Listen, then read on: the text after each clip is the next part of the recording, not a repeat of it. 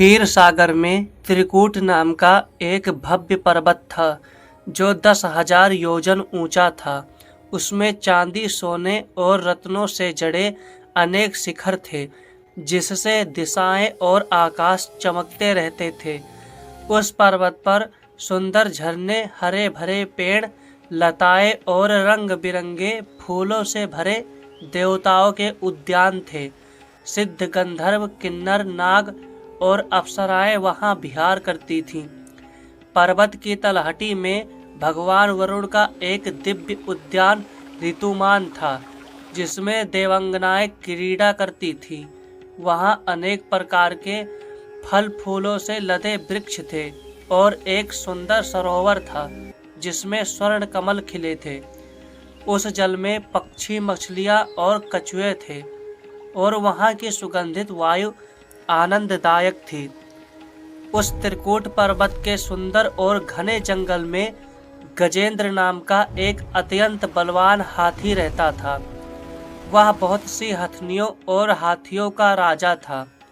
उसके साथ उसका पूरा झुंड, छोटे हाथी, बड़ी हथनियां सदैव साथ चलते थे।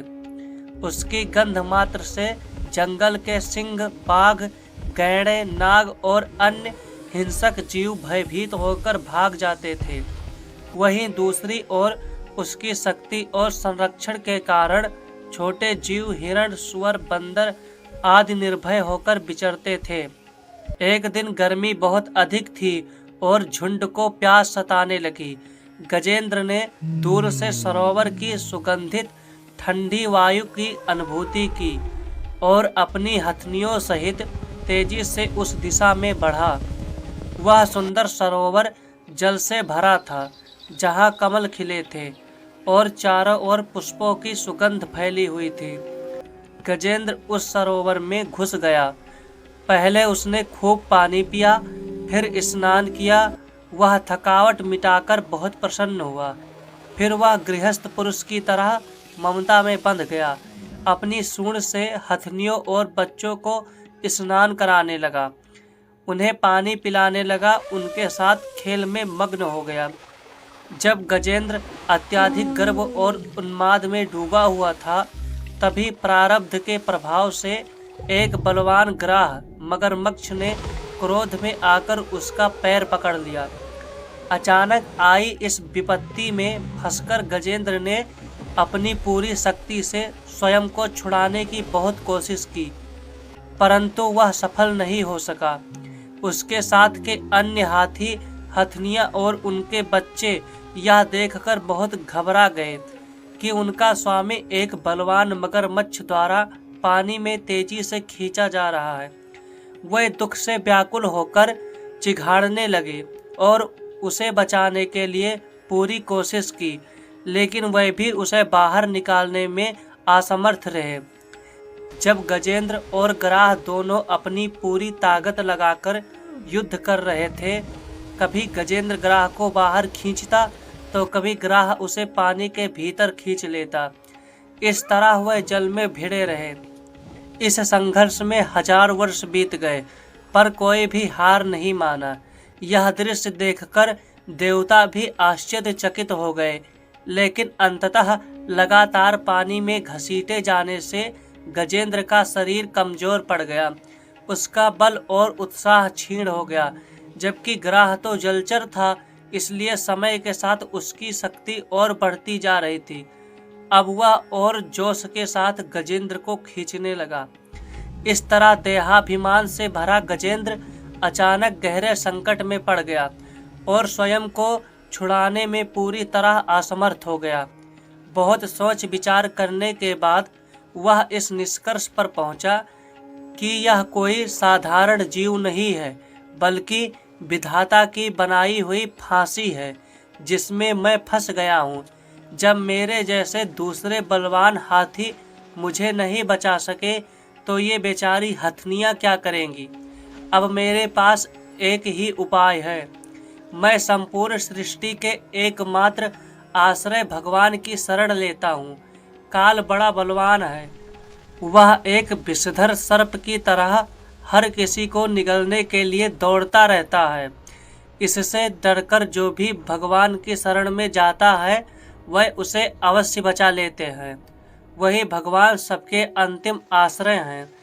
अब मैं केवल उनकी शरण में जाता हूँ। जब गजेंद्र ने अपने आप को भगवान के चरणों में समर्पित कर दिया, गजेंद्र भगवान की स्तुति करने लगा। जब सर्वात्मा सर्वदेव स्वरूप स्वयं भगवान श्री हरि ने देखा कि एक गजेंद्र बहुत पीड़ा में है, तो उसकी भवाभरी स्तुति सुनकर वह वेद स्वरूप गरुड़ पर सवार होकर तुरंत चल पड़े। उनके साथ देवता भी स्तुति करते हुए चल दिए। जैसे ही गज ने आकाश में गरुड़ पर सवार चक्रधारी भगवान विष्णु को आते देखा, तो उसने बड़ी मुश्किल से अपनी सूंड से एक कमल पुष्प उठाया, उसे ऊपर की ओर बढ़ाकर बोला, नारायण जगत गुरु, भगवान आपको नमस्कार है। भगवान ने जैसे ही देखा कि गजेंद्र पीड़ा में है, तो उन्होंने तुरंत गरुड़ को छोड़ दिया और सीधे सरोवर में कूद पड़े।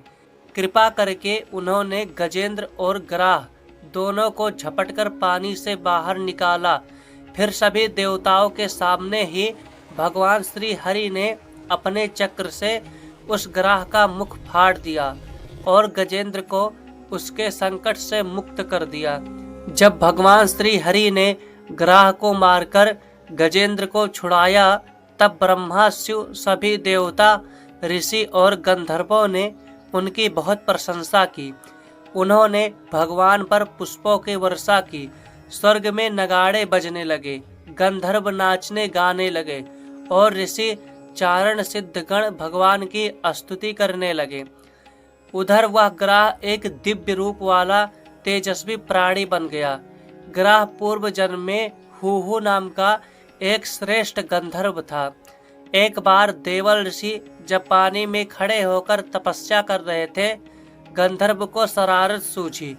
उसने ग्राह रूप धरा और जल में कौतुक करते हुए ऋषि के पैर पकड़ लिए। क्रोधित ऋषि ने उसे श्राप दिया कि तुम मगरमच्छ की तरह इस पानी में पड़े रहो। देवल ऋषि के श्राप से उसे ग्राह की गति प्राप्ति हुई। अब भगवान की कृपा से उसे मोक्ष मिल गया। भगवान के चरणों में सिर रखकर प्रणाम किया और उनके गुणों का गान करने लगा। भगवान के स्पर्श से उसके सारे पाप नष्ट हो गए। उसने भगवान की परिक्रमा की और सबके सामने अपने दिव्य लोक को चला गया। गजेंद्र अपने पूर्व जन्म में द्रविड़ देश के पांडेय वंश का राजा था। उसका नाम था इंद्रद्युम्न। वह भगवान का एक श्रेष्ठ उपासक और अत्यंत यशस्वी राजा था। एक समय राजा इंद्रद्युम्न ने राजपाट त्याग कर मलय पर्वत पर तपस्या का मार्ग अपना लिया। उन्होंने जटाएं बढ़ा ली, तपस्वी का वेश धारण किया और ध्यान मग्न होकर भगवान की उपासना में लीन हो गए। एक दिन स्नान के उपरांत जब वे पूजा कर रहे थे, उन्होंने मौन व्रत धारण कर मन को पूर्ण रूप से एकाग्र कर लिया था। उसी समय देव योग से परम यशस्वी अगस्त्य मुनि अपनी शिष्य मंडली सहित वहां आ पहुँचे। उन्होंने देखा कि राजा इंद्रद्युम्न गृहस्थ धर्म और अतिथि सेवा जैसे कर्तव्यों को त्याग कर एकांत में चुपचाप तपस्वी जैसा जीवन जी रहा है। यह देख वह अत्यंत क्रुद्ध हो गए। उन्होंने कहा कि यह राजा अपने कर्तव्यों से विमुख होकर घमंड में तप कर रहा है, गुरुजनों का आदर नहीं करता, इसलिए यह ब्राह्मणों का अपमान करने वाला हाथी के समान जड़ बुद्धि है।